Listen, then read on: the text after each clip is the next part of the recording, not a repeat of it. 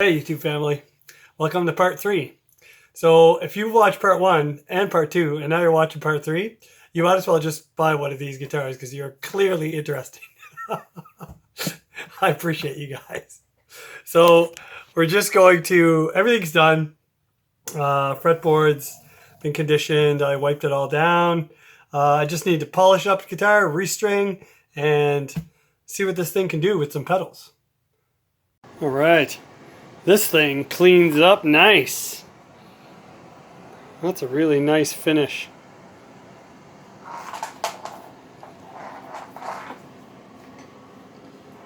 Sorry for the lighting. We are ready to string this baby up. I can't believe I'm digging an LP style guitar. Alright, I got the new strings on. Guitar's polished, fretboard's conditioned, frets are polished. Intonation is still bang on, even after new strings and upsizing to 10s. So no problem there. Seems to play well. I didn't plug it in. I just kind of, tuned it up and went through the frets. That 13 fret filing got rid of all that noise, that little buzzing up here. So that works well. The relief seems good. I never mentioned about, straightening the neck or whatever because when I unboxed the guitar, I'd already checked that and the neck looked pretty good. I like just a tiny bit of relief. So yeah, this guitar is super easy to work on. And I used my fret files and I kind of just went over each saddle as well. So with the same size files as I did with the nut. Just on an angle because these strings here are coming up, right? Just a smaller break angle than they were before because this is backed up like 2 full turns. So anyway, it's all really good. It all worked out super well. I'm excited. We're going to plug this thing in and see what this thing can do. And I've gotten comments from the first video about these bridges being wrong from factory. They're supposed to be flipped the other way. The screws are supposed to be at the back because the notches are bigger on this end than they are on this end. And I don't know what kind of guitars that they got, but it's not true. All these notches on these saddles, they're all the same. It's just a groove for the string to sit in. They're not cut as per each string. I did file them down a bit to the size of each string. So I did cut them in just a tad deeper, just a smidge. And just more so on an angle because the string doesn't come out flat on the saddle. It comes up on an angle. So I did that. And it intonates perfectly this way. So why turn it around when it intonates perfectly? And I looked up some pictures of some Gibson, some Gibson LPs, and those screws are all facing towards the front. So I don't know why people are saying to switch the bridge around or they're not notched right because they're all the same. I don't know unless I'm totally missing something, but there are some models of Gibsons over the years that had this bridge turned backwards. The screws were in the back. But if it intonates, who cares? Basically, it's a solid piece of metal and it gives you height and it gives you length. And that's about it. So all the strings are dead center over the magnets, as you can see. And the thing just lines up perfectly up here at the nut. And I'm really impressed with the craftsmanship of these guitars for the price point. It's ridiculous. And like I've mentioned like 100 times, I am not a Gibson guy. I've never liked these guitars, but I'm quite fond of this one. It just feels good. It's light, although the scale says it's fairly heavy, but it feels good in the hands. So as you can see, I am a hybrid Telecaster kind of guy. Even my headless is Telecaster, right? So I've never really been into these Gibson style guitars, but man, I think this is a keeper. All right, so I got the shoulder strap on just to show you this. Boop. No neck dive. Right? There's like none. There's like no neck dive. It just stays there. Right? It's perfect. So surprising for this style of guitar with the horn so short. Anyway, here is the guitar just straight in the amp. I got my pedals here, but they're all off. I have a little bit of reverb on the amp. I'm using the quilter. It's right behind there. So here it is. The strings will probably stretch a bit, so just be patient with me. It's just everything at 12 o'clock.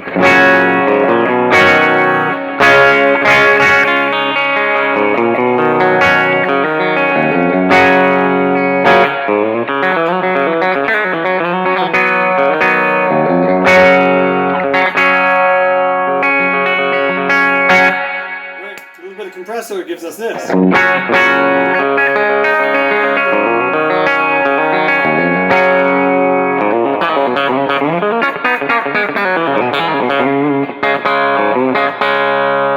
Nice snappy pickups on this guitar.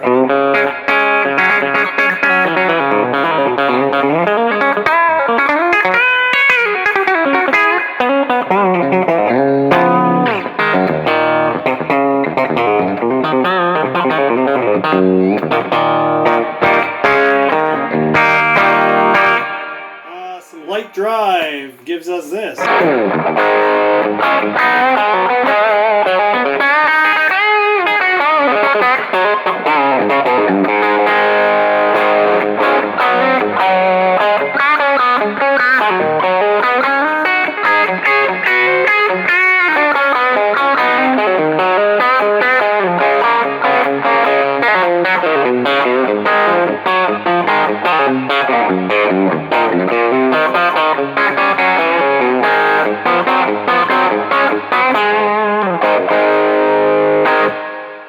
A little bit of delay with some drive. So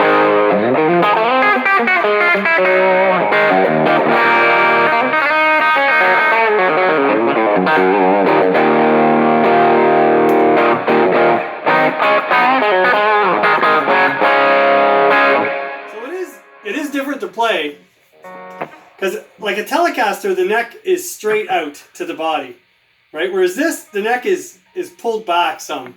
So I don't know if you can see that in the video, but the body's straight here, and the neck is going this way. Whereas the Telecaster, the neck would be going, the body would be straight, and the neck would still be going out this way. So it does feel weird. It will take some getting used to for sure. But this 24 and 3/4 inch scale length is awesome. A little bit of delay. Just a little one slap back.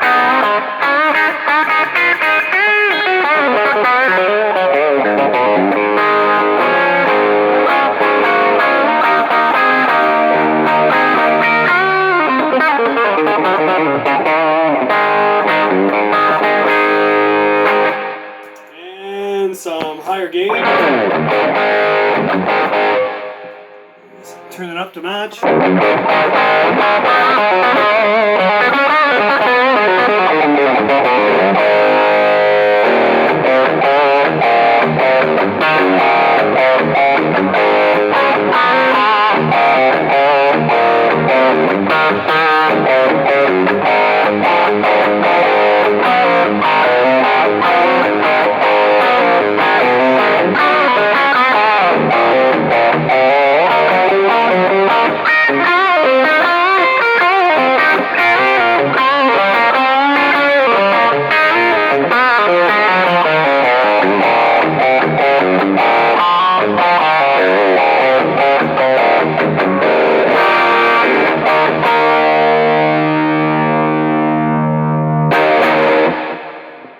And we'll stack the drives.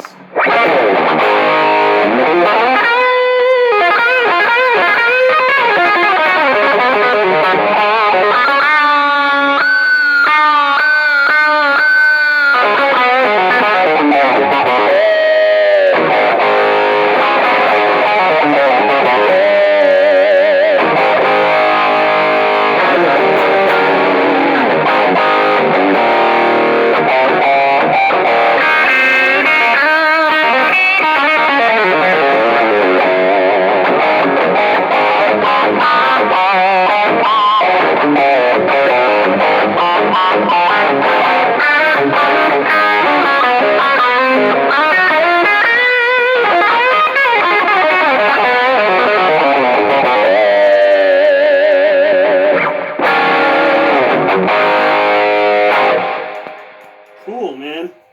I like this thing. Neck pickup with nothing. Punchy neck pickup.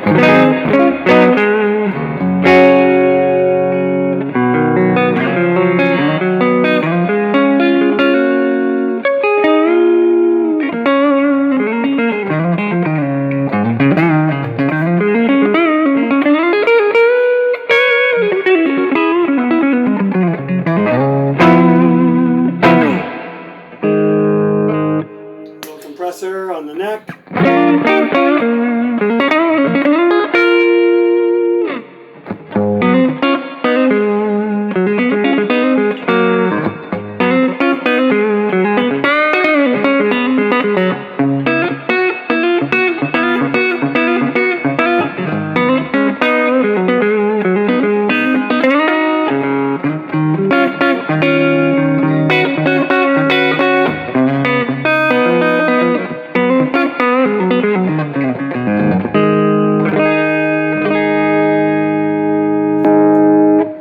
Drive and a little bit of delay.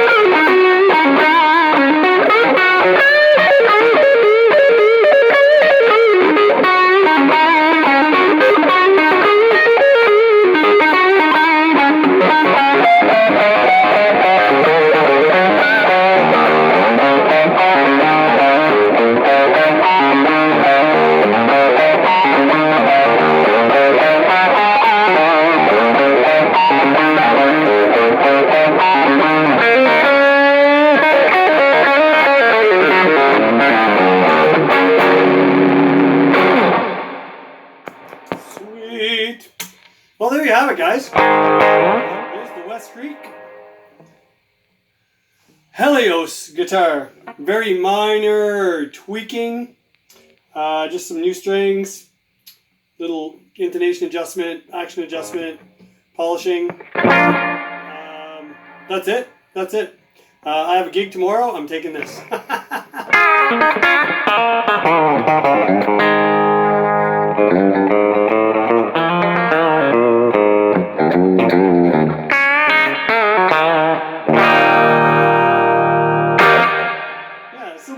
This will be a cool rig, I think. It'll be fun. It'll be fun to have at least one LP style guitar in the house, I guess. So anyway, guys, thanks a lot for watching. Any questions or comments, let me know, and I'll do my best to answer them.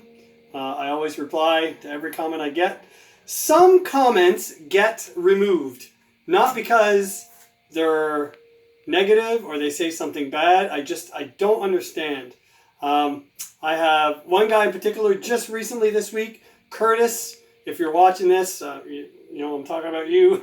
He emailed me. He had nice things to say. He had a couple of comments about the guitar, and I click reply on his comment, and boom, it's gone. It just goes away. I don't know what's going on. When I go into my emails, like the email I have associated to my YouTube account, I can see his comment there. And on the bottom of his comment, there's a reply button. I click the reply button.